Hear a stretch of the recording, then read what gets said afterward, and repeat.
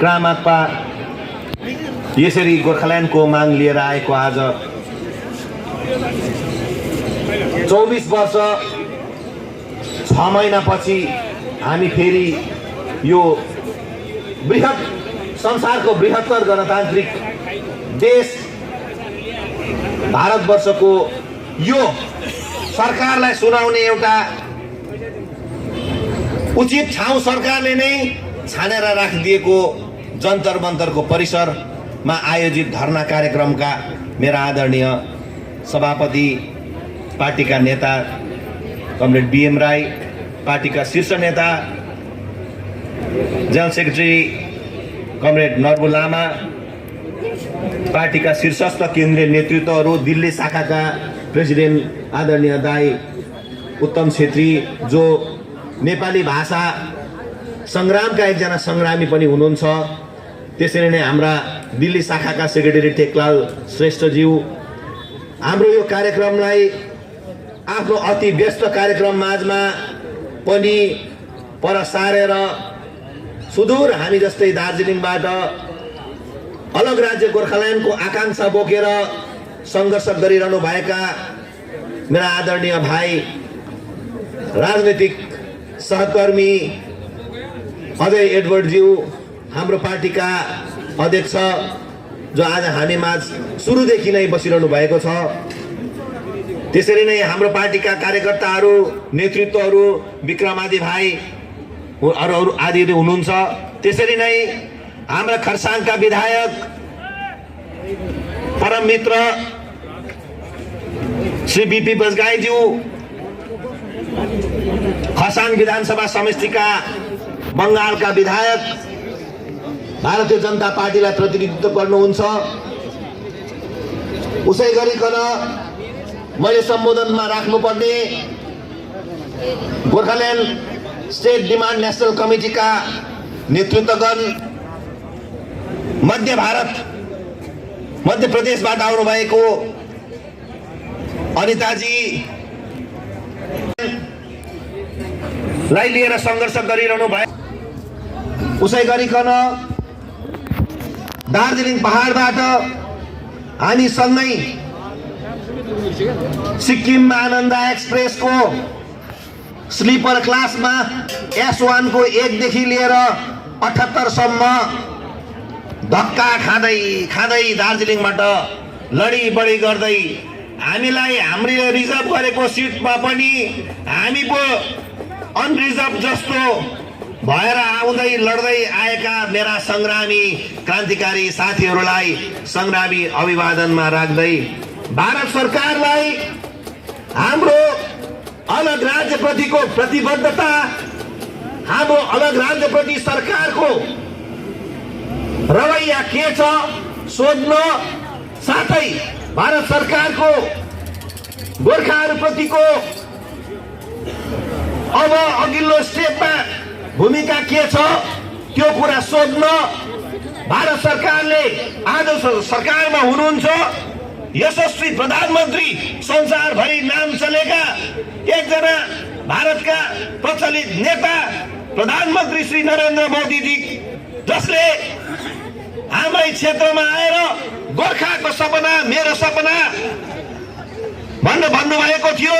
उसै गरिकन वल्लभ भाइ पटेल पछि एकजना सशक्त गृहमन्त्रीको रूपमा स्थापित गृहमन्त्री श्री अमित शाहजी, जसले कालेबुङको डेलो डाँडाबाट गोर्खाहरूलाई बङ्गालले शोषण गर्दैछ, म गोर्खाको लागि चट्टान भएर खडा हुन्छु भन्ने हामीलाई आश्वस्त गर्नुभएको थियो। उहाँहरूलाई यो सम्झाउन आएका छौँ। उहाँहरूले हामीलाई दिएको वादा समझाउन हामी आएका छौं। हम आज दिल्ली में इसलिए आए हैं कि भारत सरकार, यशस्वी प्रधानमंत्री नरेंद्र मोदी, श्री गृह मंत्री अमित शाह जी, उनको याद दिलाने है। आपने चुनाव के समय में, चाहे वो 19 की चुनाव हो, चाहे वो 21 की बंगाल की विधानसभा की चुनाव हो, इन चुनाव में आपने गोरखाओं के साथ रहकर कंधे पे कंधे मिलाकर भारत सरकार से न्याय दिलाने का जो वायदा किया था, वो वायदा आज पूरा करने का समय आ चुका है, आए हैं। वैसे तो इस जंतर मंतर की भूमि में भारत सरकार ने हमें अपना वादा, अपना बात रखने का जो एक प्लेटफॉर्म दिया है, वही प्लेटफॉर्म से हम ये बात बताने जा रहे हैं। आपको मालूम है, आज हमारे देश के साथ छिमेकी देशों का, हमारे पड़ोसी देशों के साथ रिश्ता इतना अच्छा भी नहीं है, लेकिन उन बुरी नजरों से बचाने के लिए आज गोरखाओं की जो भूमिका है, उन भूमिकाओं को हम याद दिलाते हैं। आज भी देश के इन सीमाओं में -50 डिग्री में हो या गर्मी की 50 डिग्री में, +50 में हो या -50 में हो, बीएसएफ में हो या गोरखा रेजिमेंट में हो, रह के सारे हिमालय क्षेत्र से लेके मरुभूमि तक सीमा पर डटे रहने वाले इन गोरखा सैनिकों के परिवार को आप किस तरह के न्याय देने की बात सोच रहे हैं, वो हम पूछने आए हैं। हर लड़ाई हमारे पड़ोसियों के साथ होती है। उन लड़ाइयों में हमने दर्जनों गोरखा शहीदों को इस तिरंगे पे लपेटे हुए अपने क्षेत्र में स्वागत करने का अवसर हमें मिला। इन वीर शहीदों ने अपने छाती को कभी भी देश के लिए पीछे मुड़ने का अवसर नहीं दिया। उनके हर दुश्मन की हर गोली गोरखा सैनिकों के छाती पे लगी, पीठ पे कभी नहीं लगी। पीठ पे गोली लेने वाले गोरखा नहीं है, छाती पे गोली लेने वाले उन गोरखाओं को आज भारत सरकार न्याय देने में क्यों कतराती है, ये पूछने हम आज दिल्ली में आए हैं। भारत सरकार इस संवेदनशील मुद्दे को ध्यान में रखे। आज आपको यह भी मालूम है, जिस तरह से आंतरिक सुरक्षा के लिए भारत की सैनिकों ने काम कर रहे हैं, दुश्मन के अतिक्रमण को रोकने के लिए जिस तरह से काम कर रहे हैं, वो सारे जगह में गोरखा का कंट्रीब्यूशन, गोरखा का भूमिका क्या कम है? अभी अभी मेरी एक बहन आपको प्रश्न रख रही थी, हमें और कितनी बलिदान देनी होगी, हमें और कितने बलिदान देने होंगे देश के लिए, और इस तिरंगे पे लपेटे हुए 100 कितने आप दार्जिलिंग और देहरादून भेजेंगे, कितने भेजेंगे? संख्या तय करे भारत सरकार, हम उतने बलिदान देने के लिए तैयार है। भारत सरकार देश के लिए, हमने अपने लिए, हमने सारे लड़ाई देश के लिए लड़ी, देश के लिए सारे लड़ाई लड़ी। हमने अपने लिए, अपने स्वार्थ के लिए, अपने जाति के लिए कभी कुछ नहीं मांगा। एक ही चीज मांग रहे हैं, हमारी माथे पर लगी विदेशी की कलंक आप हटाने का एक अच्छा काम तो कर ले सरकार, एक अच्छा काम करे, हमारे माथे से लगी विदेशी का कलंक हटाए। हम बार बार कह रहे हैं। पंजाब में भी, पाकिस्तान में भी पंजाब है, सिंधी लोग पाकिस्तान में भी रहते हैं, तमिल लोग तो श्रीलंका में भी रहते हैं, बंगाली तो बांग्लादेश में भी है। उनको तो आप कभी विदेशी नहीं कहते, उनको तो आप विदेशी नहीं कहते हैं, लेकिन हमारी पड़ोसी एक देश नेपाल होने के वास्ते हमें क्यों विदेशी कहते हैं? हम तो कटीले तार से उठा के तो हम भारत में नहीं आए। वी आर नॉट इन्फिल्ट्रेटर, हम तो अवैध रूप में भारत में घुसे हुए घुसपैठी तो नहीं है, ना तो हम शरणार्थी हैं। अरे हम तो 1815 की भारत ब्रिटिश इंडिया और नेपाल के बीच हुए सुगौली संधि के तहत जमीन के साथ भारत में आए हैं।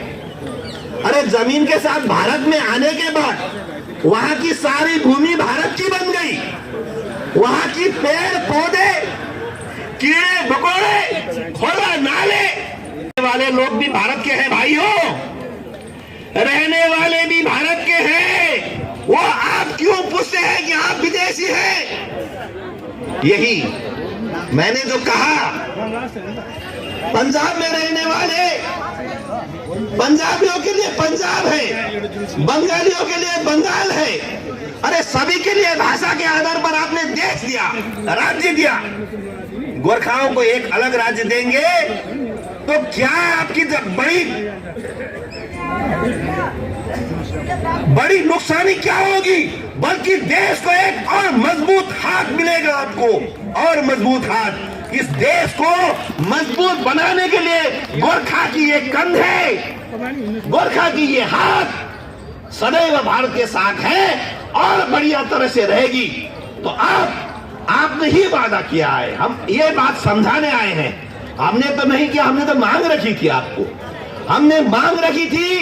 आपने वो मांग पूरा करने का वादा किया, संकल्प किया। संकल्प हम तो मानते हैं, संकल्प का मतलब होता है कसम। आपने कसम ली है गोरखाओं का मांग पूरा करने का, तो वो कसम पूरा करने का समय आ गया है। भारत सरकार वही याद दिलाने आए हैं। आज गोरखा अकेले नहीं, आज गोरखाओं के साथ अवश्य भारत सरकार है।